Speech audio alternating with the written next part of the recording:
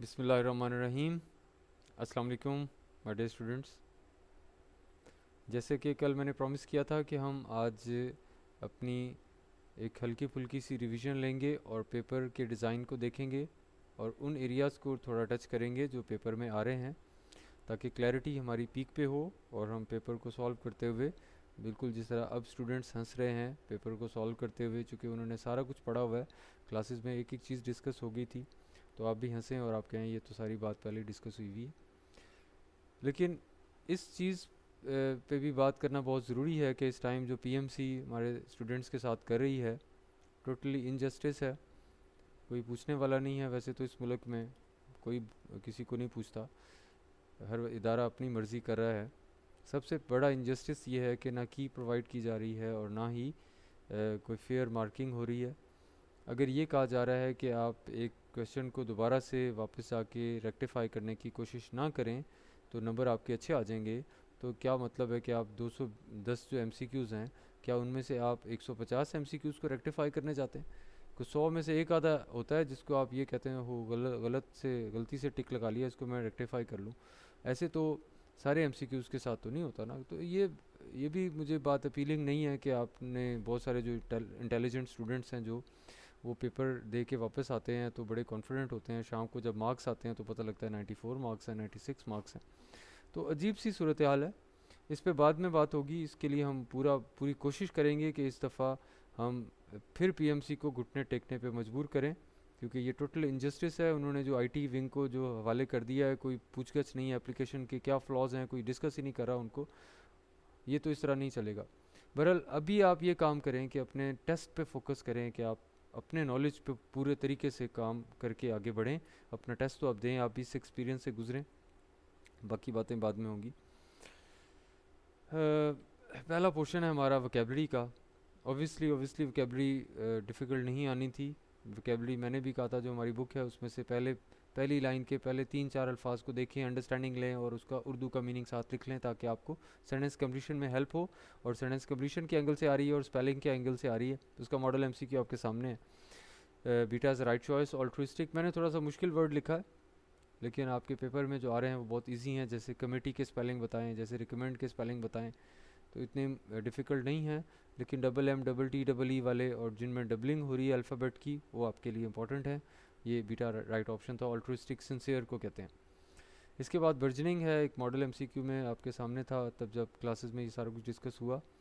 और burgeoning BURGEONING, burgeoning growing को कहते हैं, एक चीज़ इंप्रूव कर रही हो तो beta is delta is right choice. Next MCQ है हमारे पास, सेंटेंस कंप्लीशन का मॉडल है हमारे पास, और इसमें आपकी कॉलोकेशन चेक होती है, आपके हल्का फुल्का जो एक सोशल नॉलेज है वोकेबलरी का वो चेक होता है। तो my father wants me to study law but I have made up my mind to become a doctor. चूँकि कितनी दफ़ा ज़िंदगी में हमने इसको बोला सुना, तो मेक अप वंस माइंड होता है। Beta is right choice. इसी किस्म की जनरल कॉलोकेशंस हैं और आपकी वोकेबलरी सेंटेंस कंप्लीशन में आ रही है। इसके नेक्स्ट हमारे पास जो पोर्शन है वो है सब्जेक्ट वर्ब एग्रीमेंट का, जिसके 3 एमसीक्यूज़ टोटल हैं और उनमें से 2 का ताल्लुक पेज नंबर 11 से और एक का ताल्लुक पेज नंबर 33 और 34 से है। केमिकल ग्रामर का मैं तज़किरा कर रहा हूँ, और पिछले साल भी सारी की सारी बातें उसमें थी, इस साल भी सारा कुछ मैंने पेज नंबर पहले ही बता दिए थे, ये कम अगस्त को ही बता दिए थे। ये रिटन बात है और ये प्रूव्ड बात है। Many a box of mangoes has been sent, तो beta is the right option. Erroneous place है, हम तो एरर ढूंढ रहे थे, तो राइट ऑप्शन बीटा है, लेकिन वो एरोनियस प्लेस है चूँकि मैनी आके बाद सारा कुछ सिंगुलर होता है। नाउन तो है ही सिंगुलर, तो वर्ब भी सिंगुलर होगा, हैज़ बीन आएगा यहाँ बीटा। उसके बाद ये सब्जेक्ट वर्ब एग्रीमेंट का एमसीक्यू है। अग्रेट में नहीं होता तो सारा कुछ प्लूरल होता। द नंबर ऑफ है तो वर्ब सिंगुलर आएगा, आ नंबर ऑफ है तो वर्ब प्लूरल आएगा। ये सारी बातें हुई पड़ी हैं। S1 के कीवर्ड्स अलग, S2 के अलग, फिर एंड की सिचुएशंस में united sense, divided sense, easy. Plural compound nouns को लाजमी चेक करना है। जैसे मैं कहता हूँ कि 99,000 rupees is the cost of this computer. अब 99,000 रुपीज़ प्लूरल कंपाउंड नाउन है, लेकिन ये आगे यूनाइटेड सेंस है, कॉस्ट है, इसलिए एक चीज़ की एक यूनाइटेड सेंस अपीयर होती है तो वो अब सिंगुलर आएगा। ये पेपर का एमसीक्यू बोलूँ तो ये है, $8 is a high price to pay for this bag. अभी वाले पेपर्स में है, तो इसलिए $8 इज़ आएगा यहाँ पे। The women who went to the meeting for the better understanding of the cause, verb board, चूँकि वुमेन को हमने देखना है, वर आएगा यहाँ पे। Who went to the meeting for the better understanding of the cause, ये पोस्ट मॉडिफायर है, नॉन एसेंशियल है, और इसको तो हमने नहीं देखना ना, हमने तो देखना है वुमेन को, चूँकि उसका मेन वर्ब अभी नहीं आया और वो मेन वर्ब चाहिए। बाकी इंग्लिश की बहुत जो ब्यूटी है उसकी कि किसी भी नाउन या प्रोनाउन पे रुक के आप उसको मॉडिफाई कर सकते हैं, और इसलिए इसको मॉडिफाई किया गया है, चूँकि वुमेन का वर्ड आ गया, नाउन है, इसको मॉडिफाई करके आप इसके बारे में एक्स्ट्रा इन्फॉर्मेशन दे सकते हैं। हु विच और दैट से पहले वाले वर्ड को देख के वर्ब लगाते हैं, ये भी रूल बड़ा इजी है, इसी में से डेवलप होता है। तो ये भी पेपर में था, परसों के इस पेपर में मौजूद था, डेली आ रहा है। हु विच और दैट से पहले वाले वर्ड को देख के वर्ब लगाना है, तो it is I who am in trouble आएगा यहाँ पे, और ये गलती से शायद टिक हो गया, एम आएगा यहाँ पे, हु से पहले आई है, आई को देख के एम लगाएंगे। इसके बाद टेंसेज हैं, टेंसेज का बड़ा ज़्यादा इस टाइम पीक है टेंसेज की, इस ईयर हमारे पास पेपर्स में टेंसेज ही टेंसेज हैं। कंट्री वाइड पेपर बनना था तो साफ ज़ाहिर है टेंसेज को सबसे ज़्यादा प्रिविलेज मिलना था, चूँकि कंट्री वाइड सबसे ज़्यादा टेंसेज ही तो पढ़ाए जाते हैं। A group of soldiers fight bravely को आपने फ्यूचर परफेक्ट में लिखना है, तो विल हैव फॉट ब्रेवली आएगा, डेल्टा इज़ राइट चॉइस। और कॉन्ट्रैक्शन का प्रिंसिपल पंचुएशन में बड़ा है, डोंट लिख के देखना, डिडंट को, कांट को, कुडंट को, ये सारे जितने भी हैं इनको देख लिख के आप चेक कर लें, क्लासेस में डिस्कस हो चुके थे, एक एक डेली के पेपर में आ रहा है ये कॉन्ट्रैक्शन के तहत।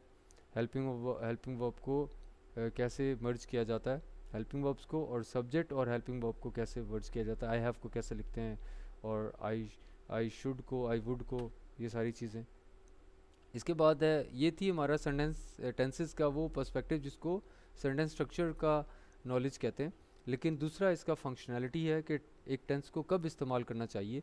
फ्यूचर की डेडलाइन हो तो टेंस कौन सा लगेगा, टेंस लगेगा फ्यूचर परफेक्ट। अब ये सारा कुछ है हमारे पास, इंटरमीडिएट ग्रामर रिवीजन हमारी वेबसाइट से कब कब का मैंने कहा हुआ है कि वहाँ से डाउनलोड करके पढ़ लें। 75% है पेपर का आपका वो डॉक्यूमेंट, एक डॉक्यूमेंट एक्सक्यूज मी। इस सारे नॉलेज का ताल्लुक है पेज नंबर 53 और 59, इनके दरमियान सारा कुछ लिखा हुआ है। टेंसेस के जो सेंटेंस स्ट्रक्चर्स हैं वो भी लिखे हुए हैं, हेल्पिंग वर्ब्स की सारे टेबलिंग बनी हुई है, टेबल्स हैं। और नंबर 2 फंक्शनैलिटी के लिए भी जगह जगह पे, ख़ास तौर पे वो जो 17 रूल्स हैं वो सबसे अहम है, उन्हीं में से पेपर बनी जा रहा है और वही बनना था। Okay, alpha is right choice, मैंने क्या कहा, फ्यूचर में डेडलाइन दे दी जाए तो आप फ्यूचर परफेक्ट लगाते हैं, लेकिन सिंस या फॉर आके माजी से टाइम पीरियड शुरू किया जाए तो आप परफेक्ट कॉन्टीन्यूस टेंसेस लगाते हैं। He who overseas the financial affairs of the two companies, who overseas the financial affairs of the two companies, ये उसी तरह जैसे अभी हमने वुमेन को मॉडिफाई किया था वैसे यहाँ पे ही का पोस्ट मॉडिफाइंग क्लॉज है और एडजेक्टिव क्लॉज कहलाएंगी। तो हमने ही को देख के क्या लगाना है, has been ill for 2 weeks है, सिंस या फॉर आ जाएँ तो ये फंक्शनैलिटी भी है और सेंटेंस स्ट्रक्चर भी है, दोनों एक ही एमसीक्यू में मर्ज हो गया। So beta is right choice. MCQ number next देखते हैं, पोर्शन है सेंटेंस स्ट्रक्चर का, इसके कितने एमसीक्यूज़ हैं पेपर में, तो 3 एमसीक्यूज़ आएंगे। 1 सेंटेंस स्ट्रक्चर से रिलेटेड के स्ट्रक्चरल टाइप्स कितनी हैं, आपको पता है कि 4 स्ट्रक्चरल टाइप्स हैं। सिंपल सेंटेंस है, कंपाउंड है, कॉम्प्लेक्स है और कंपाउंड कॉम्प्लेक्स है। सिंपल सेंटेंस जिसमें एक क्लॉज होती है, मोनोक्लॉज, एक फाइनाइट वर्ब होता है बस, उसको कहते हैं सिंपल सेंटेंस। जिसमें 2 क्लॉजेस हों, एक डिपेंडेंट हो और एक इंडिपेंडेंट हो, वो कॉम्प्लेक्स कहलाएगा। जिसमें दोनों इंडिपेंडेंट हो वो कंपाउंड कहलाएगा। जिसमें 2 से ज़्यादा क्लॉजेस हों और एक लाजमी डिपेंडेंट क्लॉज हो वो कंपाउंड कॉम्प्लेक्स कहलाता है। इनका नॉलेज पेज नंबर 16 पे है। पेज नंबर 16 पे सारी चीज़ डिटेल में मौजूद है और नीचे बॉटम में उसके डिपेंडेंट क्लॉज के मार्कर्स लिखे हुए हैं। अब आफ्टर से फिर सेंटेंस शुरू हो रहा है, नोट करें। मैंने कहा था 4 वर्ड्स हैं जो आपके पेपर में आएंगे, एक आफ्टर है, एक बिकॉज है, एक है व्हेन है, और एक और बी से था बिफोर। बिकॉज, बिफोर, आफ्टर और व्हेन, ये 4 वर्ड्स अगर किसी भी क्लॉज में आ जाएं, किसी भी सेंटेंस में आ जाएं तो वो कॉम्प्लेक्स सेंटेंस होगा। अगर वो 2 क्लॉजेज हैं तो, अगर 2 से ज़्यादा हैं तो वो कंपाउंड कॉम्प्लेक्स कहलाएगा। लेकिन कंपाउंड कॉम्प्लेक्स तक रेंज है ही नहीं पेपर की रेंज इंटरमीडिएट से भी, वो मैट्रिक लेवल का पेपर है तो उसमें सिर्फ सिंपल, कंपाउंड और कॉम्प्लेक्स ये 3 ही हैं। और अगर फैन बॉयज़ के ज़रिए दो दो सेंटेंसेस दो क्लॉजेस जुड़ी हों तो वो एक कंपाउंड सेंटेंस होगा। अगर कंजंक्टिव एडवर्ब के ज़रिए जुड़ी हों तो फिर भी एक कंपाउंड सेंटेंस होगा। अगर सिर्फ सेमीकोलन के ज़रिए जुड़ी हैं तो भी एक कंपाउंड सेंटेंस होगा। लेकिन ये जो वर्ड्स हैं 4 तो अभी मैंने बोले हैं, बाकी इनका ग्रुप है पूरा। एज़ भी इनमें शामिल है, एज़ इफ़ है, एज़ दो है, फिर इसके अलावा ऑल दो है, इफ़ अकेला खुद है, इवन इफ़ है, whoever, whatsoever, wherever, ये भी सारे वर्ड्स हैं कि अगर ये पूरी आफ्टर, व्हेन, बिफोर और बिकॉज के वैन बाई हैं, पूरा ग्रुप बनते हैं और ये एक डिपेंडेंट क्लॉज क्रिएट करते हैं। और एक डिपेंडेंट और एक इंडिपेंडेंट हो जाए तो एक कॉम्प्लेक्स सेंटेंस होगा, चूँकि वो पेचीदा सा होगा, ऐसे उसको अलहदा नहीं किया जा सकता दोनों को। ये सेंस है पूरी पेज नंबर 16 पे लिखी है, मैं पढ़ा नहीं रहा, मैं तो सिर्फ आइडिया दे रहा था। और इसके अलावा हमारे पास नेक्स्ट किस्म का क्वेश्चन है, नेक्स्ट टाइप का पैरेललिज्म से है। पैरेललिज्म आप देखेंगे पेज नंबर 30 और 31 पे है, जिसको मैं बार बार कहता रहा हूँ कि अगर एक तरफ आपने हैज़ लिख दिया है, दूसरी तरफ विल लिख दिया है, तो आपको हैज़ की थर्ड फॉर्म अलहदा से और विल की फर्स्ट फॉर्म अलहदा से लगा के जान छुड़ानी पड़ेगी। ये जस्टिस है, ये पैरेललिज्म है। और बाकी हर जगह पे कंपैरिजन ऑफ सेम थिंग्स में पैरेललिज्म है, उसके रूल्स याद रखने हैं। हर चीज़ अपनी अपनी जगह पे। वो पेज 2 हैं 30 और 31, और बड़ी सेंस दे देते हैं बंदे को। इसके बाद फंक्शनल टाइप्स हैं, 5 फंक्शनल टाइप्स हैं, गिनवाएं ज़रा। नंबर 1 आपके पास है जी डेक्लरेटिव, जिसको असर्टिव भी कहते हैं, पेज नंबर 66। नंबर 2 इम्पेरेटिव, जिनकी आगे 3 टाइप्स हैं, ऑर्डर, एडवाइस और रिक्वेस्ट, वर्ब की फर्स्ट फॉर्म से शुरू होते हैं। और उसके बाद एक्सक्लेमेटरी, इंट्रोगेटिव और ऑप्टेटिव, ये 5 फंक्शनल टाइप्स हैं। इनसे रिलेटेड क्वेश्चंस आ रहे हैं, जैसे लिखा गया है inquired where I was coming from. थोड़ा सा ट्विस्ट है, आपको बहुत सौ को जो प्राइमरी लर्नर्स हैं उन्हें लग रहा है जैसे ये सवाल पूछा जा रहा है, जबकि ये डायरेक्ट नरेशन की इनडायरेक्ट नरेशन है। और इनडायरेक्ट नरेशन में WH फैमिली का वर्ड सेंटेंस के मिड में आ जाए तो इन्वर्जन अप्लाई नहीं करते, और क्योंकि वो सवाल नहीं होता, वो एक डेक्लेरेटिव सेंटेंस होता है, इसलिए डेल्टा इज़ राइट चॉइस इस MCQ में। ओके, नेक्स्ट हमारे पास है जी थर्ड कंडीशनल की इन्वर्जन है, बैलेंस करना है, पैरेललिज्म भी है, टेंस टू टेंस कॉम्बिनेशन भी है। पिछले साल भी थर्ड कंडीशन की इन्वर्जन आई थी। मैं पहले वाली रिवीजन जो थी, जो आपने सुननी थी, कि लास्ट ईयर वाली ग्रामर की रिवीजन जो अब तक आप सुन चुके होंगे, 1 घंटे सवा घंटे की है या ज़्यादा की है, बहुत इंपॉर्टेंट है, पूरी ग्रामर रिवाइज करवा देती है। और साथ ही वकैब की रिवीजन थी, एक लेक्चर 1 घंटे का, वो भी था। मैंने कहा था इन दोनों को सुन ले, आप टेंशन फ्री हो जाएंगे, आपका इंग्लिश का मसला नहीं रहेगा। लेकिन जो पिन पॉइंटेड अब बातें हो रही हैं, ये सेक्शंस हैं, ये एरियाज़ हैं, इनके ऊपर आपकी कमांड फुल होनी चाहिए। Had he possessed the financial acumen to go with his engineering brilliance he would have made a fortune आएगा यहाँ पे। डेल्टा इज erroneous प्लेस, क्योंकि थर्ड कंडीशनल में पास परफेक्ट की तरफ, दूसरी तरफ फ्यूचर परफेक्ट आता है, वुड हैव और थर्ड फॉर्म आती है, सब जानते हैं। और ये इन्वर्जन भी है, इफ़ गायब करके हेल्पिंग वर्ब को शुरू में ला के इन्वर्जन बनाई जाती। आर्टिकल के 3 पेजेस हैं, कौन कौन से? 33 43 44 एंड 45। इन पे इंडेफिनेट आर्टिकल और डेफिनेट आर्टिकल हैं, दोनों का ज़रा मॉडल देखें। Oxygen in this small room of ours isn't enough for the 100 students sitting here. तो कौन सी ऑक्सीजन जो इस एनवायरनमेंट में है, तो द ऑक्सीजन कहेंगे, इसलिए अल्फा एरोनियस। और इसके अलावा यहाँ पे ये पूरी डिटेल पीछे मौजूद है, इसके बैकअप में, बैकग्राउंड में सारा नॉलेज डेफिनेट आर्टिकल का मौजूद है, जिस वजह से वो वहाँ पे 5 कंडीशंस मैंने लिखी हैं, और उनसे बाहर कहीं पे भी ऐसी बात नहीं है पूरी इंग्लिश में कि द उनके बगैर में इसे किसी वजह से लग जाए। वो 5 रीजंस हैं। हाँ जी, इसको सॉल्व कर लें। एड्स वायरस नहीं, वायरस मॉडिफाई हो रहा है एक प्रॉपर एडजेक्टिव से, तो कहेंगे the AIDS virus has no treatment in the whole world, therefore AIDS is incurable. तो 40 राइट चॉइस। बाकी रोक के इसको देख लीजिएगा, टाइम शॉर्ट है तो जल्दी जल्दी कंप्लीट करें। साइंसेस को पढ़ें, साइंसेस को बार बार कह रहा हूँ बहुत अरसे से। पंचुएशन भी अच्छे से कंप्लीट होगी थी, 12 के 12 पंचुएशन मार्क्स हैं। कलर्ड वे से केमिकल ग्रामर में लिखे हैं, पेज नंबर 86, ABCD। और उसके बाद EF जो एक्सरसाइजेज छपी थी ईद के दौरान, जो एडिशन छपा था 5th एडिशन को दोबारा से छापना पड़ा था, फिर अब तीसरी दफ़ा भी छपा है, तो उसमें हमने ये सारा कुछ ऐड कर दिया था कि जो पंचुएशन के मॉडल MCQs ऐड कर दिए थे, और वो मॉडल MCQs हमने पहले छाप दिए और पेपर में बाद में आते रहे। जो मॉडल MCQs पेपर में हमारे सारे तकरीबन बहुत सारे लगे थे, कि जो मॉक टेस्ट लिए PMC ने उसमें शामिल थे।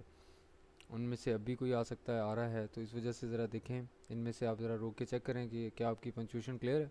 डायरेक्ट स्पीच आ रही है पंचुएशन में, तो रन ऑन कॉमा चिल्ड्रन को मुखातिब किया जा रहा है, set the mother, delta is right choice. बाकी जगह जगह पे मिस्टेक है। जो भी 4 रूल्स हैं बेसिकली, कि full stop, inverted commas, full stop, sign of interrogation, sign of exclamation, जो भी अला बला है, छोटा कॉमा, ऑक्सफोर्ड कॉमा, सारे इन्वर्टेड कॉमास के अंदर आते हैं, बाहर नहीं आते। अल्फ़ा में ये मिस्टेक थी, बीटा में क्या मिस्टेक थी, ये चिल्ड्रन के दरमियान और रन अवे के बाद चिल्ड्रन में गैप है, पॉज है, वहाँ कॉमा नहीं है। और चार्ली में एस कैपिटल है, रिपोर्टिंग क्लॉज दोबारा से जब रिपोर्टेड के बाद लिखी जाए तो उससे पहला लेटर कैपिटल नहीं होता, क्योंकि ऑक्सफोर्ड कॉमे के बाद पहला लेटर कैपिटल नहीं होता। बाकी जब पहली दफ़ा रिपोर्टेड क्लॉज शुरू होगी, जहाँ भी पहली दफ़ा शुरू होगी, उसका पहला लेटर कैपिटल होगा। सारे रूल्स लिखे हुए मैं अब पढ़ाने तो नहीं लग जाऊँगा, फिर तो टाइम वेस्ट हो जाएगा। ओके, ये हमारे पास MCQ था। कौन सा? बड़ी आसान बात है। जब चलते चलते रुक जाएं और आप उस इम्पैक्ट में ये हों कि आप उस पॉज को इसलिए दिया कि आगे मैं लिस्ट बताने लगा हूँ, तो ऑब्वियसली आप कॉलन लगाएंगे और कॉलन के बाद लिस्ट में जो आइटम्स हैं उनको लिखेंगे। ये हमारे पास अल्फ़ा ठीक था। पॉज करके पढ़ लें, बुक की एग्जांपल्स हैं और बुक में सारी छपी हैं। ये मॉक टेस्ट हो गया हमारा कंप्लीट। ये पूरे सेक्शंस हैं। अब पेज नंबर भी देख लेते हैं।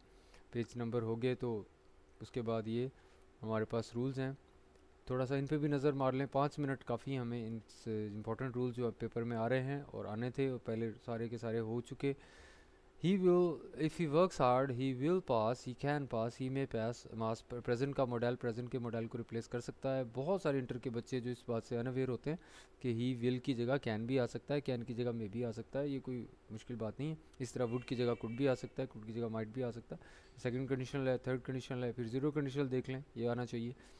If I leave the pointer in the air it falls down. Number 5 है if as though, would that और विश के बाद वर्ब भी लगता है और हैड बीन भी लगता है। इनके साथ वर्ब भी लगता है और हैड बीन भी लगता है। ये यहाँ पे वर लिखना था नंबर 5 रूल में। नंबर 5 रूल में यहाँ पे वर है। ये मैं अभी जिन्होंने एडिटिंग की है उनको मैं ज़रा उनके कान खींचता हूँ। If he were a doctor he would help the poor. If he were a doctor he would help the poor. If as though, would that और विश के बाद हम वर लगाते हैं प्रेजेंट विश के लिए और हैड बीन लगाते हैं पास्ट विश के लिए। और 7वां रूल है इफ़ के कॉम्बिनेशन कॉमा। और 8वां रूल है इफ़ की inversion. Had he worked hard he would have past. Were I a doctor I would help the poor. If की इन्वर्जन में इफ़ को गायब करके हेल्पिंग को शुरू में लाया जाता है और एंड पे फुल स्टॉप लगाते हैं। ये इफ़ की इन्वर्जन है। लेस के साथ शुड और पहली फॉर्म भी आपने याद रखनी है। हालांकि इसके साथ अकेली पहली फॉर्म भी लग सकती है, लेकिन पास ऑब्जेक्टिव है तो लेस के साथ शुड और पहली फॉर्म लगानी है और दैट्स इट। उसके बाद है rule number 10, if you see since और for in a sentence use perfect continuous tense. और अगर डेडलाइन आ जाए जैसे मैंने बताया बायो टिल आ जाए तो फ्यूचर परफेक्ट लगाना है। और येट और स्टिल में पता ही डिफरेंस, येट नेगेटिव सेंटेंसेस में और स्टिल पॉजिटिव सेंटेंसेस में लगता है। येट नेगेटिव और इंट्रोगेटिव में लगता है, स्टिल पॉजिटिव में लगता है। ये ऊपर ऊपर वाला रूल है। इन डेप्थ कोई और बात भी होगी, वो बाद में डिस्कस होगी, लेकिन जो आपके इंटर लेवल की बात है वो यही है। और प्रेजेंट परफेक्ट सबसे ज़्यादा प्रेफर किया जाता है येट और स्टिल के लिए, क्योंकि ये माजी से टाइम को खींच खींच के प्रेजेंट तक ले आते हैं। इसलिए प्रेजेंट परफेक्ट में कोई काम कंप्लीट हुआ है, अभी भी हुआ है, तो येट और स्टिल बोलते हैं और प्रेजेंट परफेक्ट को प्रेफर करते हैं। फिर उसके बाद पास पास कॉम्बिनेशन याद रखना है। They ploughed the field so that they may get good crop नहीं आएगा, they might get good crop आएगा। द ट्रेन एट गॉन, जब माजी में दो डिफरेंट एक्शंस हो रहे हो, एक ज़्यादा माजी में हो रहा हो, एक माजी करीब में हो रहा हो, तो आपको होता है ज़्यादा माजी के लिए पास परफेक्ट लगता है, माजी करीब के लिए पास इंडेफिनिट लगता है। ये बात याद रखनी है। और अगर दोनों काम एक ही मोमेंट में हो रहे हो तो पास इंडेफिनिट दोनों तरफ। फिर daily, everyday, seldom, always, usually, now days, frequently ये आ जाएँ तो आपने प्रेजेंट इंडेफिनिट लगाना है। और लास्ट, प्रीवियस, यस्टरडे, बिफोर, एगो आ जाएँ तो पास्ट इंडेफिनिट लगाना है। ये बात बड़ी आसान है। 17 रूल्स हैं हमारे बुक में लिखे हुए, मैं वो रिवाइज़ करा रहा हूँ, पढ़ा नहीं रहा। और टुमारो आ जाए फ्यूचर इंडेफिनिट है, यस्टरडे आ जाए तो फ्यूचर आपका पास्ट इंडेफिनिट है। कितनी आसान बात है। और no sooner, no later, no other इनके साथ, और सेकंड डिग्री के साथ दैन का कॉम्बिनेशन होता है। हार्डली स्कार्सली के साथ वैन का कॉम्बिनेशन होता है।